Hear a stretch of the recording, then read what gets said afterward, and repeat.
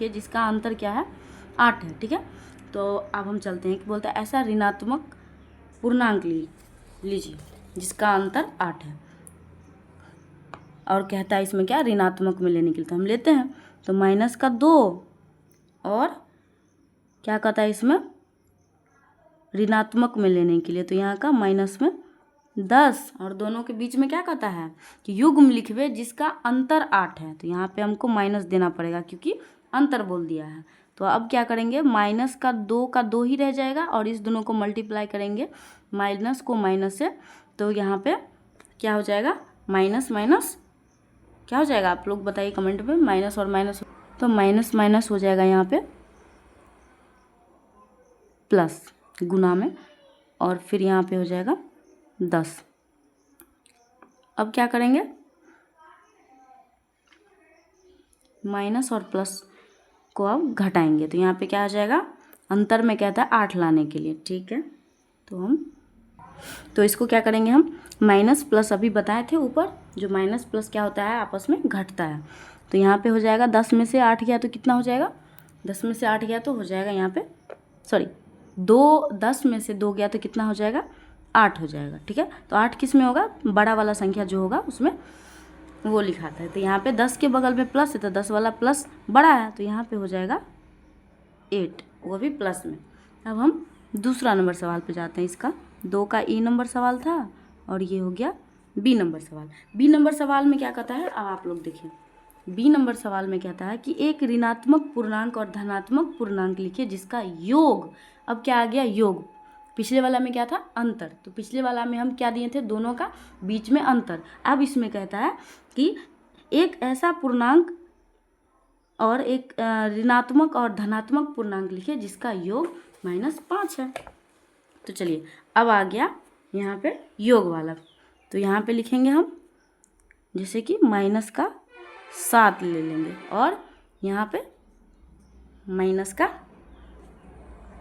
क्या कहता है बीच में योग लेना है, तो योग ले लेंगे बीच में, उसके बाद यहाँ पे 2 रख देंगे। ठीक है, तो अब 7 और 2, तो माइनस प्लस हमेशा क्या होता है घटता है, आपको तो पता होगा क्योंकि ऊपर में हम आपको बताए हुए थे। जब घटता है तो देखिए ये दोनों में से घटाएंगे, 7 में से 2 गया तो कितना हो जाएगा -5। क्यों हो जाएगा -5, क्योंकि माइनस वाला संख्या बड़ा है यहाँ पे। तो चलिए ये भी सवाल हमारा कंप्लीट हुआ और अब सी नंबर पे चलते हैं। तो सी नंबर सवाल कहता है क्या, चलिए दिखाते हैं आपको सवाल पहले।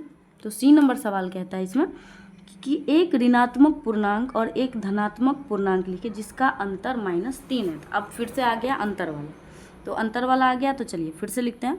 माइनस का लिखेंगे 1 ले रहे हैं हम अंक, और यहाँ पे लिख देंगे माइनस, क्योंकि अब कहता है अंतर लिखने के लिए। ठीक है, और एक धनात्मक में लेना है, तो धनात्मक में हम एक 2 को ले लिया है। ठीक है, तो ये धनात्मक में हो गया, ये ऋणात्मक में हो गया। अब बोलता है दोनों का अंतर करने के लिए, तो यहाँ पे हम बीच में अंतर का मतलब माइनस, ठीक है, ले लिए हैं और इसको कोष्ठ में रख दीजिए क्योंकि ये प्लस में है। तो अब इसको गुना कीजिए, तो -1 का 1 अंदर में हो गया प्लस और बाहर में हो गया माइनस, तो माइनस प्लस हमेशा क्या होता है माइनस, यहाँ पे हो जाएगा 2। ठीक है, तो अब क्या करेंगे, जब दो संख्या एक समान रहे तो उसको हम हमेशा जोड़ते हैं। तो माइनस का 1 और माइनस का 2 कितना हो जाएगा 3, क्योंकि माइनस बड़ा संख्या है तो माइनस का हो जाएगा 3। तो ये सवाल भी हमारा कंप्लीट होता है। ठीक है, तो आगे चलते हैं हम थर्ड नंबर सवाल पे। थर्ड नंबर सवाल क्या कहता है, चलिए आपको दिखाते हैं पहले।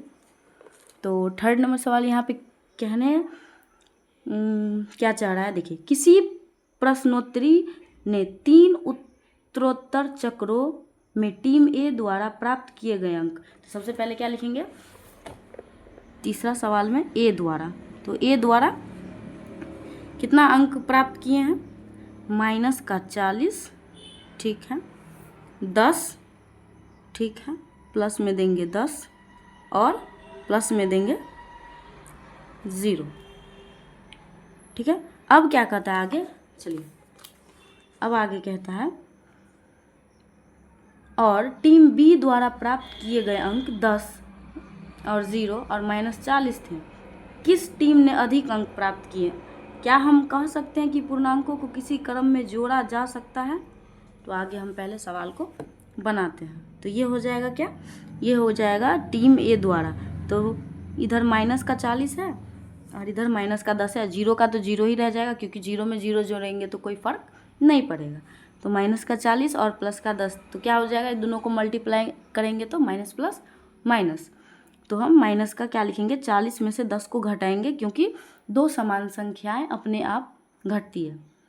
ठीक है, तो 40 में से 10 गया तो कितना होगा, 30। ठीक है, 30 हो गया, लेकिन यहाँ पे बड़ा वाला संख्या के पीछे में लिखा है माइनस, तो यहाँ पे हो जाएगा माइनस में 30। अब यहाँ पे लिख लीजिएगा टीम। अब यहाँ पे लिखेंगे टीम बी द्वारा। ठीक है, तो यहाँ पर प्राप्त अंक, तो इसने प्राप्त किए 10 प्लस में और प्लस में 0 और माइनस का 40।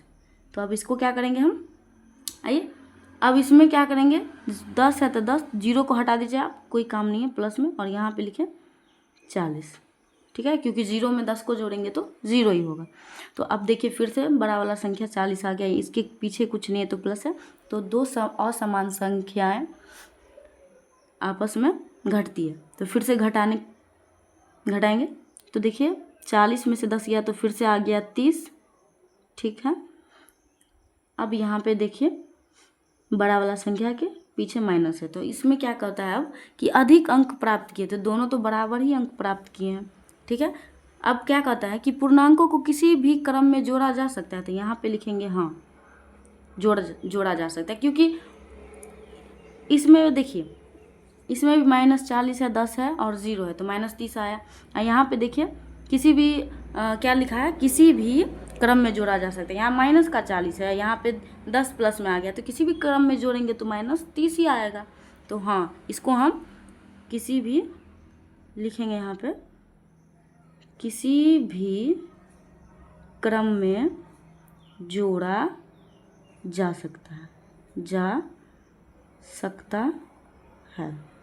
ठीक है, अब देखिए अब यहाँ पे हम चलते हैं और अपना वीडियो को हम यही एंड करते हैं।